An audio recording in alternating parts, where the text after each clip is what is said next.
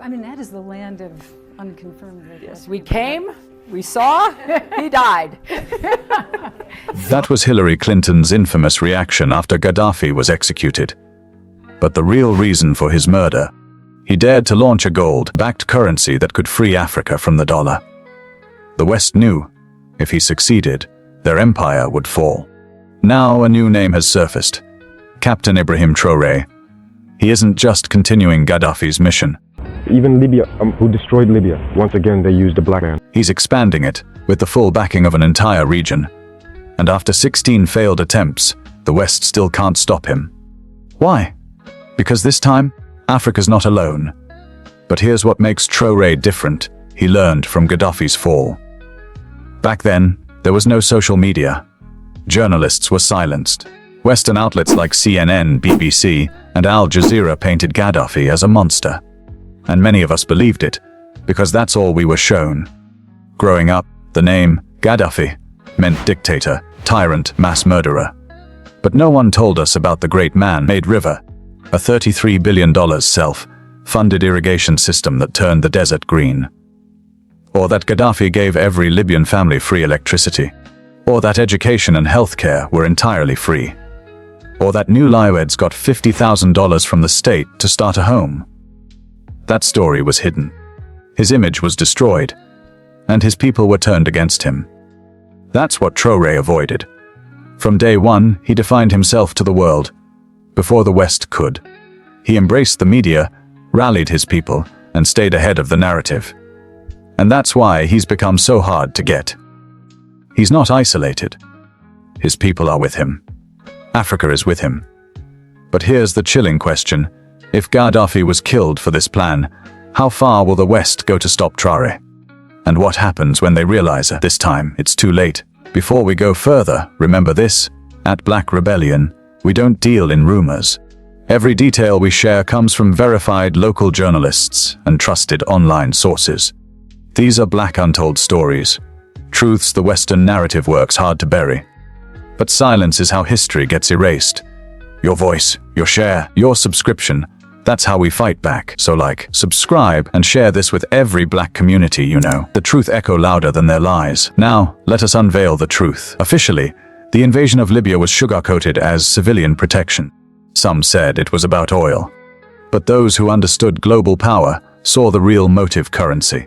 Gaddafi's plan to launch a gold-backed African currency, the gold dinar, was designed to eliminate US dollar dependence in African trade. That single idea put a target on his back.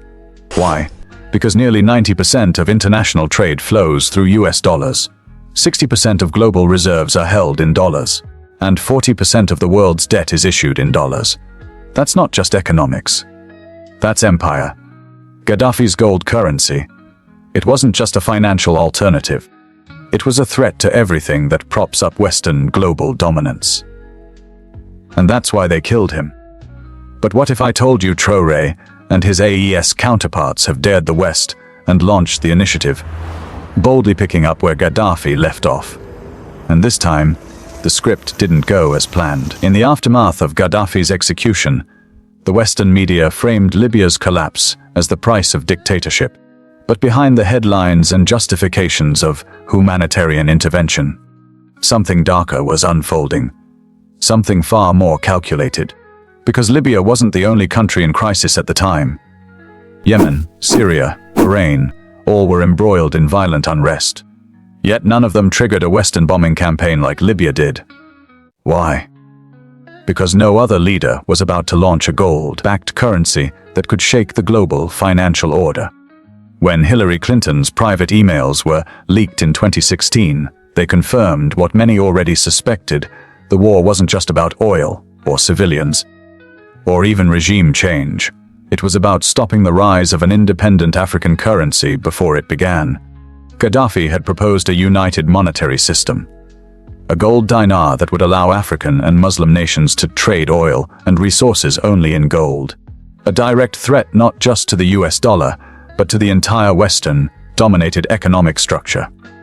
Had this vision materialized, Africa would have broken free from the financial chains of the French African franc and IMF debt. Wealth would no longer be measured by how many dollars a nation held, but by how much gold it possessed. And to grasp the full weight of that threat, you have to understand the system Gaddafi challenged. Since the Bretton Woods Agreement of 1944, the US dollar has been the centerpiece of global finance.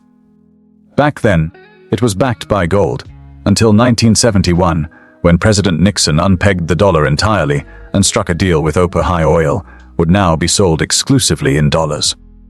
This move birthed the petrodollar system, turning the greenback into the lifeblood of global trade. From that moment, every country that needed oil had to first acquire US dollars, regardless of where the oil came from. That artificial demand gave Washington the power to print money endlessly and still dominate global markets. Meanwhile, developing nations, especially in Africa, were lured into IMF loans that buried them in debt. These loans came with structural adjustment programs that crippled growth, privatized public wealth, and stripped countries of economic sovereignty. So when Gaddafi stood up and said, "Let's trade in gold," he wasn't just making a financial suggestion.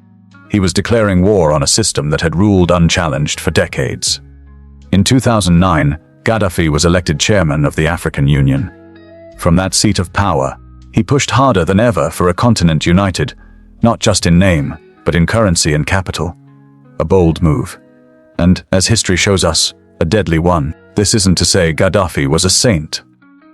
While he oversaw Libya's transformation into one of Africa's most prosperous nations, with free healthcare, subsidized housing, and the highest human development index on the continent, he also ruled with an iron grip. Critics accused him of backing insurgent groups and suppressing dissent. Still, his intentions as chairman of the African Union unsettled Western powers, not because of what he had done, but because of what he was planning. In the early 2000s, Gaddafi had begun cozying up to the West. He opened parts of Libya's economy to foreign investors and sought diplomatic normalization. But the cautionary tale of Saddam Hussein still loomed large. After all, in 2000, Saddam had dared to switch Iraqi oil sales from US dollars to euros. The punishment was swift sanctions invasion execution. Not for tyranny, but for threatening dollar supremacy. Gaddafi saw the pattern. At an Arab League summit, he issued a chilling warning. America hanged Saddam. We might be next. He wasn't wrong. His push for African unity was decades in the making. He envisioned a continent not just politically united, but economically sovereign, with one currency, one army, and one passport. Of those three, only the currency posed a true threat to the West. Why? Because money is power, and Gaddafi was about to rewrite the rules. Western intelligence soon caught on. In 2011, then French President Nicolas Sarkozy allegedly called Gaddafi a threat to the financial security of the world. That same year, an email leaked from Hillary Clinton's private server confirmed the real fear. Gaddafi's government holds 143 tons of gold and a similar amount of silver, intended to be used to establish a pan-African currency based on the Libyan gold dinar. That one plan was enough to shift the entire geopolitical chessboard. Because if Francophone African countries dropped the CFA franc for Gaddafi's gold dinar, France would lose its grip. And if oil and resources were traded in gold rather than dollars, America's financial empire would face a direct challenge. The military intervention in Libya wasn't just about containing a dictator. It was about killing a currency before it could be born. Gaddafi wasn't removed for crimes against humanity. He was eliminated for daring to challenge the global financial order, one dominated by the West, led by the United States. According to declassified US intelligence and diplomatic cables, the motives for Western intervention had nothing to do with protecting civilians. They were about 5 things: securing control over Libya's vast oil reserves, reasserting Western dominance in North Africa, strengthening political influence for key Western leaders, giving NATO forces a stage to project power globally, and above all, neutralizing Gaddafi's plans to challenge the dollar and the euro with a pan-African gold-backed currency. Communism wasn't on the list. Gaddafi had become far more dangerous than a rogue dictator. He was showing Africa what sovereignty could look like: self-funded, interest-free, and free of Western control. His most ambitious project, the Great Man-Made River, was a 33 billion irrigation miracle, turning Libya's desert into fertile farmland. It was financed entirely through Libya's own state-owned bank. No IMF, no World Bank, no colonizer strings attached. It became a threat, not just to Western oil interests, but to the entire global debt economy. So NATO bombed it. Not only the pipelines, but the very factory that produced the concrete pipes. They didn't just attack infrastructure. They targeted independence. Because what Gaddafi represented wasn't chaos, it was control. African control. And that was intolerable. The West fears a militarized Africa less than it fears an economically free Africa. And Gaddafi was building just that, with oil-backed cash and gold-backed plans. His proposed African dinar would have shattered the CFA franc system, weakened the petrodollar, and forced the world to treat Africa as an equal, economically, politically, and diplomatically. This was not about human rights. It was about hegemony. The average citizen in the West may believe in democracy, freedom, and justice. But their governments dress up resource control as rescue missions because generosity sells. Empire delivers. And so, the message was sent. Challenge the West's financial supremacy and you sign your own death warrant. But Gaddafi's vision did not die with him. Today, a new generation of African leaders is picking up where he left off. But through his ideological sons, military leaders from the AES bloc. These aren't just soldiers. They are the continuation of Gaddafi's unfinished rebellion. And this time, they're doing it quietly. Building the financial institutions of liberation without asking the West for permission. 3 African nations just built their own banks quietly without asking the IMF, France, or anyone else. No news coverage, no outside funding, no approvals, just silence and a bold new financial weapon. But what exactly did they create, and why is the West avoiding the conversation, but working behind the scenes to eliminate them silently? Let's find out. Something monumental just happened in West Africa in a low-key declaration that hardly made the news. At first glance, the establishment of a new financial organization by 3 landlocked nations appeared to be a straightforward regional endeavor. But if you look a little closer, you see that this wasn't your typical situation. This was the kind of breakaway that shakes the foundations of established systems. Niger, Burkina Faso, and Mali, nations that are frequently reduced to statistics concerning insurgency, coups, and poverty, have just taken a risk. They established their own regional bank. The Confederate Bank for Investment and Development is the name of the organization. Don't be fooled by the bureaucratic nomenclature, though. This is not some innocuous government agency. This uprising is expressed in money. A bank with a single goal: to finance the future without meddling supervision or Western funds. It began with 500 billion CFA francs, all between 820 and 833 million. A substantial sum of money by any measure, but particularly for nations that were told they couldn't finance anything without outside assistance. Until recently. The money is no longer coming from Brussels, Washington, or Paris. It originates inside their respective economies, inside their reserves, inside their local networks. It's African currency intended for African growth. This bank's existence alone isn't what makes it so disruptive. It's the cause and the location of it. These are not Africa's economic superpowers. These nations are in the Sahel, caught in geopolitical turmoil, deserted by international allies, and subjected to sanctions. Nevertheless, they have accomplished something that experts claimed was impossible, in spite of the pandemonium. They are taking charge of their economic future by subtly constructing the instruments of sovereignty rather than by demonstrating in public places. The ribbon-cutting ceremony was not ostentatious. No international dignitaries at the gala. Investors were not the target audience for the launch. It was not an aesthetic issue. It had to do with intent. This type of desire indicates that something more significant is happening. These nations are no longer in need of assistance. They're saying they don't require it. And they're doing it with deeds, not words.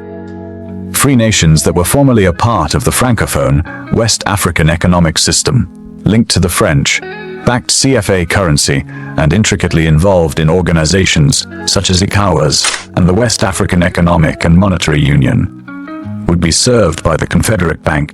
However, since 2023, these same nations have begun to reorganize their relationships, expelled French soldiers, and withdrawn from AES. As a result, when they claim to have constructed a bank, it's not just a bank. Rather, it's the last phase of their exit strategy, an indication that they won't be returning. This is when the narrative becomes even more disturbing for everyone watching. Not for them. This was more than a reaction to loneliness. The escalation was planned. Following economic pressure, political exclusion, and sanctions, these countries took an uncommon step in global politics. They ceased to respond and began to construct. They did not respond with diplomatic outrage or threats. In response, they produced something. Material that increases their independence, decreases their vulnerability, a quiet revolution, and one Gaddafi, no doubt, would have recognized instantly, and makes them more difficult to manipulate. You must consider what this bank replaces in order to comprehend the scope of what is taking place. For many years, donor-backed initiatives run by non-governmental organizations and foreign contractors, as well as organizations like the World Bank and the African Development Bank, have shaped the region's growth. These collaborations often required ceding authority, changing regulations, and agreeing to scrutiny by those in charge of the finances. That script is reversed by the Confederate Bank. It returns decision-making and funding to the local community. Furthermore, this move isn't symbolic.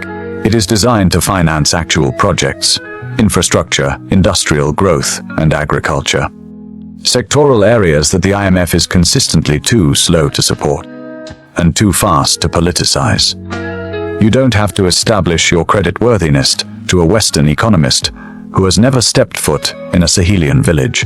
When you work with this bank, there's no need to fulfill growth goals formulated in boardrooms abroad. The only prerequisite is that the initiative benefits the local community, rather than international investors. The West's lack of response to this action says a lot. There is no media frenzy, no expert committees questioning how this would impact the stability of the region, and no retaliation. It seems as though the only remaining tactic is to act as though it never happened. Because recognizing this bank is recognizing something far riskier than a simple financial transaction. It entails recognizing Africa's capacity to develop its own systems. That the three coup nations are capable of planning, coordinating, and taking the lead.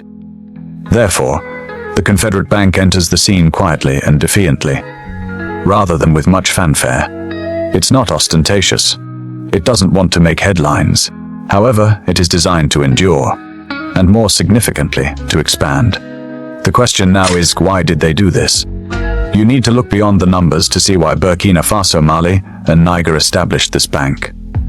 Ambition was not the source. Exhaustion gave birth to it. Something finally broke. After decades of waiting, cooperating, and conforming to development partners' expectations. Not in outrage or protest, but in clarity. These countries didn't decide to establish a bank overnight.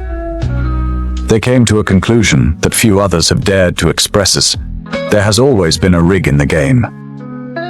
The Sahelian people were told for years that foreign help would bring them salvation. Every new government was expected to shake hands with beaming diplomats who managed the aid flow, pursue reform packages, and demonstrate its allegiance to foreign financiers. It started to happen frequently. A tiresome, embarrassing ritual. Although leaders changed, the regulations remained. Sign, borrow, and act as though it's helpful. What did they receive in exchange? Airports that never got going. Roads that didn't lead anywhere. Initiatives that terminated quietly after ribbon cuttings for the headlines. The appearance of development was sufficient, but not for the people. The reality is that a large portion of this aid was intended to maintain dependence, not end it. Something that Western governments and international banks hardly ever acknowledge. They ceded their policy space in return for loans. They gave contracts to foreign companies in return for assistance. They saw their sovereignty erode in the name of cooperation. They were instructed to wait each time they requested agricultural investment. They were told it was too dangerous each time they suggested local industry. However, the money came in every time a multinational corporation sought access to their uranium, cotton, or gold. That's not mismanagement. That's exactly the dependency Gaddafi warned Africa about. That system is operating precisely as intended. Additionally, these nations have had enough. For this reason, their decision to construct their bank was emotional as well as strategic. The goal was to restore the dignity that had been damaged by years of financial dependence. We're no longer asking. It was about conveying a message. They do not oppose progress. They are turning away from the developmental paradigm that initially caused their dependence. However, this uprising has a deeper dimension than just financial. The world rejected the Sahel States Alliance, AES, as a defensive pact. When these three nations founded it in 2023, after being suspended from ECOWAS, they needed something to stay afloat. However, desperation did not give rise to the AES. Clarity gave birth to it. Africa can no longer afford to be tactful about its pain. According to this political, cultural, and intellectual alignment, that is what binds Captain Traoré, Govanta, and Chiani together. They control narratives in addition to ruling nations, narratives that defy filtering by donor-funded media outlets or Western focus groups. They have said unequivocally that their revolutions are psychological as much as military. Their goal is to convince their people that the days of constantly looking out are over, and that waiting is no longer necessary. Therefore, in the Western sense, this bank is not a financial entity. It resembles a machine that tells a counter-narrative. It rewires the concept of development. These leaders are deciding to demonstrate its value to their own people rather than to international investors. They're creating mechanisms that enable day-to-day living to go on without begging, rather than adjusting GDP to improve credit ratings. But don't get me wrong, this was more than simply internal annoyance. A trigger was present. The mask came off when France withdrew its troops, imposed sanctions, and stopped providing aid as a result of their refusal to adhere to democratic standards. These countries realized then that their friendship with the West was not unconditional, that the assistance ceased as soon as they disobeyed. And then something came up that altered everything. Were we ever genuinely sovereign if they could cut us off so easily? At that point, the bank's concept became a line in the sand rather than a side project. Additionally, this promise held true throughout time, in contrast to many other post-colonial ones that did not, because it was based on memories rather than ideology. The recollection of how their currencies were manipulated, their economies plundered, and their futures secured by beaming technical specialists and diplomats. They're remembering, not paranoid. They did, in fact, construct a bank. They actually constructed a wall, though, a barrier between their future and those in charge of it in the past. And that wall suddenly appears dangerous from the outside, since it is not a threat to progress or peace, but to the whole system that ensured these countries never had the means to dream without authorization. They stopped dreaming under other people's roofs and constructed the bank. This is precisely what Muammar Gaddafi envisioned when he pushed for a sovereign African financial system. It's no longer a dream, it's being built by his ideological heirs in AES. However, what would this bank do in reality? Thus, they constructed it as a guide for the future as much as a rejection of the past. It's hardly a vanity project, though. This is not a revolutionary monument. Money, materials, machinery, and brains are all intended to be moved by the Confederate Bank for investment and development. It's not here to make an impression. It is here to make the necessary repairs that no one else would. The West discussed infrastructure investment for years. However, there are still potholes and dusty roads connecting these three nations. The only thing that changed was the consultants and their findings. Even though the World Bank would announce multi-million-dollar railway projects, The Confederate Bank is now filling the void left by broken promises. What's its top priority? Rewiring the bones of the area. We are referring to rail lines that link the uranium hubs in Niger with the industries in Mali, and then to the distribution centers in Burkina Faso. Not to ports for export, nor to Europe, but to one another. For that is the distinction. This has nothing to do with exporting raw commodities to make money abroad. The goal is to create internal networks that support local labor and industry. The only viable routes for many years were those that led resources out of Africa. The goal of the Confederate Bank is to reverse the trend, to connect miners to energy resources, farmers to processors, and goods to local markets.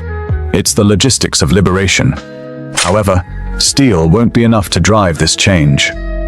Energy will be the future battlefield. The Confederate Bank is supporting a different future in an area dominated by imported gasoline prices and ravaged by blackouts. Energy grids that are locally maintained, decentralized and renewable. The strategy: large-scale solar farm investments, particularly in areas with the highest levels of energy poverty and sunshine. These mega projects are not foreign-built and do not need IMF oversight.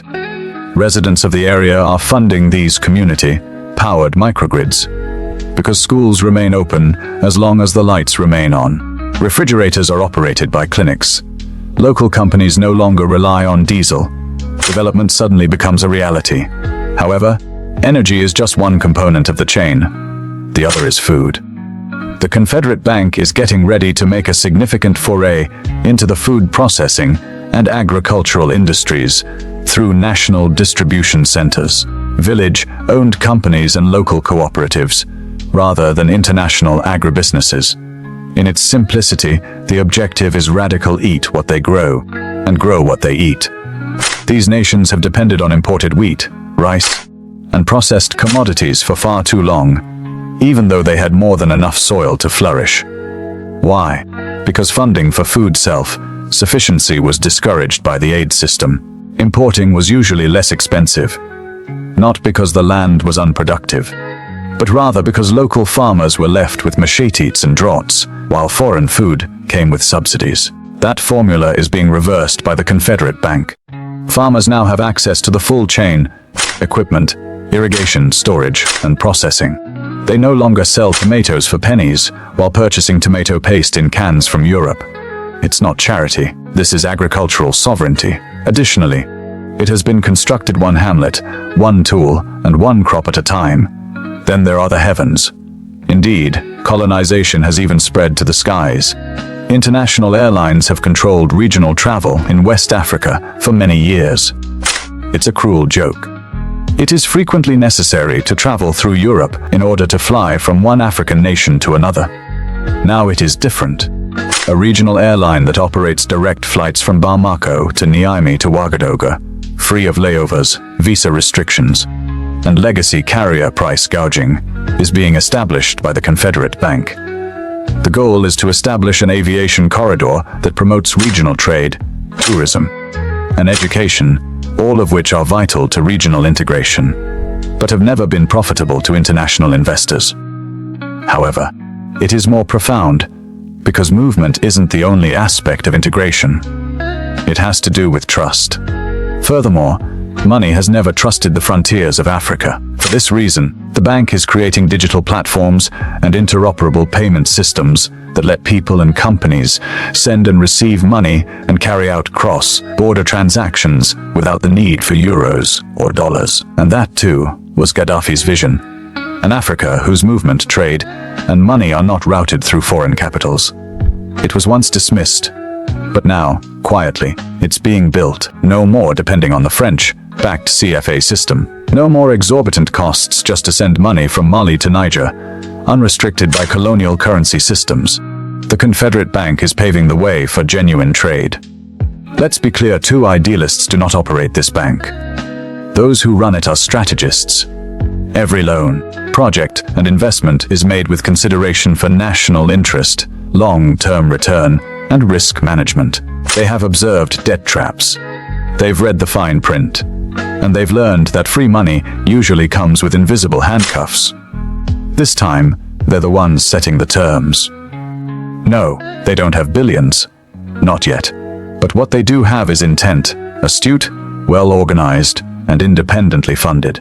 Every dollar invested is meant to solve the kinds of problems no foreign partner has ever prioritized. Because when your hands are finally on the wheel, you drive in a different direction. Catching up to the West is not the goal here. The goal is to build what the West never intended to offer. You could analyze financial statements, project budgets, capital reserves, and balance sheets at the Confederate Bank, but only if you think like an economist. If you look again, you'll notice it's not built like a bank at all. It's built like a spine, a network, a fortress, because beneath the paperwork and loan programs lies a far more ambitious mission: unification with purpose. Not merely for profit, not just for politics, but for the survival and sovereignty of people. Development isn't the only goal here. The goal is to bind the three nations to a common future, one that no outsider can break. Africa's story has long been one of manufactured disunity, engineered so thoroughly that borders, languages, currencies, and even time zones were divided by colonial whim. Fragmentation ensured dependence. Railroads don't link countries that share waterways. Nations that speak the same language trade in foreign tongues. Neighbors who should collaborate are tied to different donors, different predators, and different agendas. That wasn't an accident. It was a blueprint. One designed to keep West African nations vulnerable to each other's weaknesses and dependent on foreign capital. The Confederate Bank is tearing through that wall, not with treaties or summits, but with concrete investments.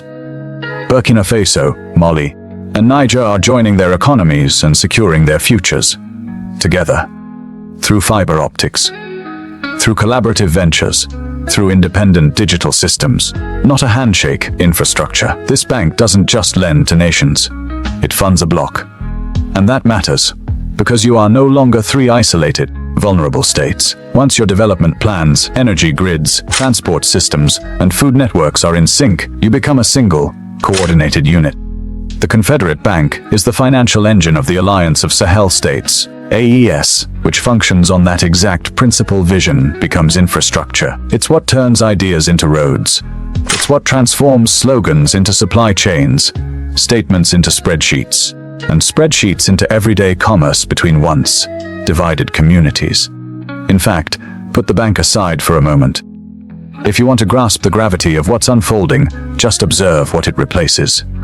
For years, regional integration meant ECOWAS, a bloc that looked powerful on paper, but in reality was paralyzed, built on a colonial currency, still tethered to the euro. Dominated by larger countries like Nigeria and aligned with Western policy, smaller nations had to plead with ECOWAS for flexibility for years. In return, they received nothing but bureaucracy. But ECOWAS didn't act like a brotherhood when the Sahelian military governments made decisions that the West disapproved of. Decisions like expelling foreign troops, rejecting exploitative contracts, and exposing blatant hypocrisy. No, it acted like a police force: suspensions, sanctions, border closures, isolation. So when the Sahel nations broke away and formed AES, they weren't rejecting unity. They were redefining it. Integration wasn't being dismantled, it was being rebuilt on their terms.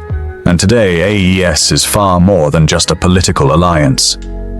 Thanks to the Confederate Bank at its center, it's a functioning system with shared economic regulations, a unified budget, and a coordinated currency strategy. They are drafting customs agreements. They are building joint procurement systems. They are proposing a common market for essential goods and services, all managed, executed, and safeguarded by the bank. And here's where it becomes powerful, because unity isn't just tactical, it's defensive. Alone, these nations were exposed to coups, to sanctions, to economic sabotage. But together, they are far harder to destabilize, far harder to isolate. No more single points of failure. No more weaponizing the weakness of one state to dismantle the others. When Burkina Faso was cut off from aid, Mali stepped in. When Niger was sanctioned, AES partners opened alternative trade routes. And now, they no longer have to justify themselves to uncooperative lenders, because they have a regional bank. They're no longer forced to restructure their economies every time a Western institution updates its governance standards. They've built a closed-loop system, based not on secrecy, but on self-determination. And the gateway into that system is the bank itself. If you want access to the opportunities, capital, and markets inside this block, you abide by AES rules, not Washington's, not Paris's, and not Brussels. The roles have been reversed. For the first time, African nations are building the framework, and outsiders must now decide whether they're willing to join on Africa's terms. This isn't just a policy shift, it's a posture shift. The Confederate Bank is not merely a financial institution, it's a political instrument. A new tool for assertion, not reaction. For designing reality, not just responding to it. And the world is starting to notice. What happens when Guinea applies to join AES?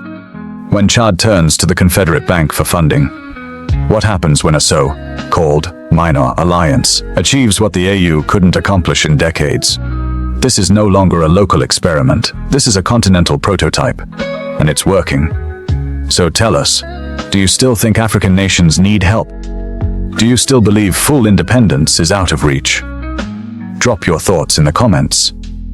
Here on Black Rebellion, we uncover the untold stories of Black existence, Black rebellion, and Black untold history. Subscribe to join the movement. By doing so, you're not just staying informed. You're becoming part of a global push to reclaim Africa's rightful place in the world. Hit that subscribe button and turn on notifications so you never miss an episode. Let's spread knowledge and build sovereignty together. Thanks for watching.